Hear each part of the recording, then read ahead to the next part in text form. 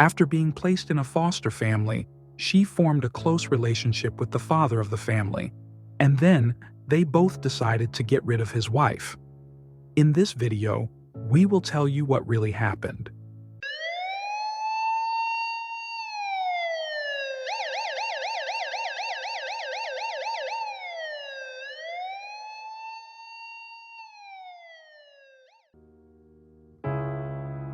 On November 16, 2012, at 1:15 a.m., a call was received by the 911 emergency service.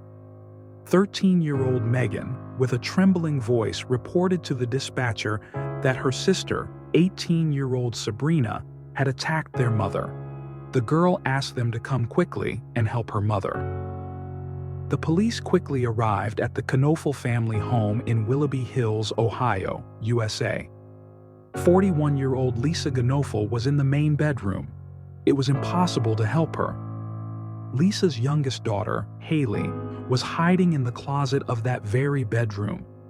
Lisa Knofel was married for the second time to Kevin Knofel. From her first marriage, she had a daughter, Megan. And in 2009, the couple had a daughter together, Haley. Lisa worked as a social worker in the Department of Children and Family Services in their county, in the Domestic Violence Prevention Unit. Kevin Knofel worked as a truck driver. In 2010, the family took custody of 16-year-old Sabrina Zunich. The girl was from a troubled family, and until she was 14, she was raised by her grandmother. Unfortunately, when the old woman was sent to a nursing home, Sabrina went to live in a shelter, and she spent 2 years there. Lisa, through her work, met Sabrina and became attached to her. The girl was calm and domestic, completely unsuited to life in a shelter. Sabrina fit very well into the family, becoming friends with the Knofel daughters. She started doing much better in school. The girl seemed content and happy, as did the whole family. Since Sabrina's date of birth is September 27, 1994, she turned 18 in September 2012. The foster care service told Sabrina Zunich that she could leave the foster family, to which the girl asked, could she stay with the Knofels? After all, she was so happy there. It took the police many months to unravel the whole story and get to the truth. It turned out that Sabrina was indeed happy in the Knofel family. But in December 2011, everything changed. Sabrina started arguing with her foster mother, Lisa. Sabrina accused Lisa of loving her biological daughters, Megan and Haley, more and spending all her time with them. The investigators did not believe that this was the only reason Sabrina committed the crime, and their suspicions were confirmed. 8 months after the investigation began, in August 2013, Sabrina agreed to make a deal with the investigation and changed her testimony. And then, interesting details emerged. It turned out the girl had an affair with her foster father, Kevin Knofel. From the moment Sabrina started having problems with her mother, the girl grew closer to her foster father, who understood her better and often took her side. According to Sabrina, in March 2012, she and Kevin started a relationship. It all began with an ordinary massage. Every morning, Kevin would drive his foster daughter to middle school, and this time was just for the two of them. Kevin and Lisa's relationship became increasingly tense. Kevin told his foster daughter that he was considering divorcing Lisa and living with Sabrina, but he feared that in the event of a divorce, he would not get custody of his daughter Haley, and he wanted Sabrina to raise the girl so much. This adult man sang such songs to naive Sabrina not just for one day. The police were able to access the phone conversations between Kevin and Sabrina, of which there were many. And more often, Kevin was the initiator of the communication. On May 16, 2012, Kevin took out a life insurance policy on Lisa for $250,000. And this was not the only policy. The total payout from these policies after Lisa's death amounted to about $800,000. Meanwhile, Lisa realized that something was going on between Kevin and Sabrina. Lisa told Sabrina that she had to leave their home. Lisa gave her foster daughter time to find housing by January 1st, 2013. On November 15, 2012, Kevin was driving Sabrina to school again.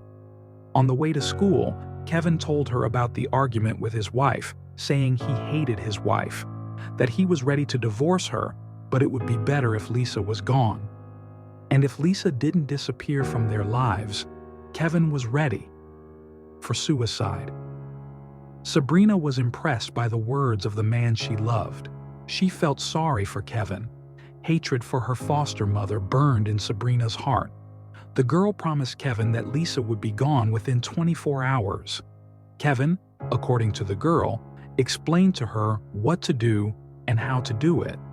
He suggested she blame it on a failed robbery, and if the police figured out that it was Sabrina's doing, she should pretend to be insane. What a caring foster father. Sabrina put on a green ski cap and at 1 a.m. on November 16, 2012, entered the bedroom of her foster parents. Megan, half asleep, heard screams and the barking of dogs. The girl went downstairs to the first floor to find out what was happening. Megan tried to pull Sabrina away from her mother and then called 911. Kevin was on a trip, far from home at that time. Returning to the city, he went to the police station. According to the police, Kevin was absolutely calm and did not seem upset. The man was eagerly asking about the crime. Kevin picked up his daughters from the police department at 5 a.m. that same day. When the man found out that he would not be able to see Sabrina while she was in custody, he flew into a rage. That same day, November 16, 2012, Kevin Knofel called his wife's workplace to find out when he could receive the payments related to her death.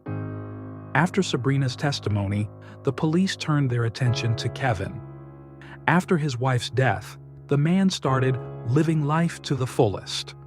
With the insurance payout of $800,000, he bought himself a house in Florida, made down payments on 2 new cars, and even paid for a pilot training course. In July 2013, he completely stopped communicating with Sabrina, and the girl realized that Kevin had abandoned her. It was this that prompted her to tell the investigator the truth. Investigators checked Sabrina's phone calls with Kevin, and they found out that from November 1st to 16th, 2012, about 1,500 calls and SMS messages were made. Moreover, 78 of them were made from 7:12 p.m. on November 15th to 12:48 a.m. on November 16th, 2012. Kevin kept his foster daughter under control right up to the crime itself. Kevin Knofel was arrested. He stood trial and was charged on 6 counts. The defense claimed that Kevin was innocent and that Sabrina was simply framing him to get a lighter sentence. Sabrina testified at Kevin's trial and accused him of conspiring with her. For 9 hours the jury deliberated, and then found Kevin Knofel guilty on all counts. On August 6, 2014, he was sentenced to life imprisonment with the possibility of parole in 2055. After Kevin's trial, Sabrina Zunich also stood trial. She pleaded guilty to all charges. On September 29, 2014, Sabrina Zunich was sentenced to life imprisonment with the possibility of parole no earlier than 2042. Both criminals are currently in custody in correctional facilities in the state of Ohio. At the trial, Sabrina expressed complete remorse for what she had done and asked the judge and jury for forgiveness. The judge agreed that Kevin had manipulated the girl, but noted that the crime went far beyond manipulation. The judge noted that the girl received the right to parole only because she cooperated with the investigation. Lisa's children, Megan and Haley, were taken in by her parents in 2022. And that concludes our coverage of this tragic story. If you found this video informative or thought-provoking, don't forget to subscribe to our channel for more updates on cases like these. We'd love to hear your thoughts in the comments below. Feel free to share this video with your friends and give it a thumbs up if you found it valuable. Thank you for watching.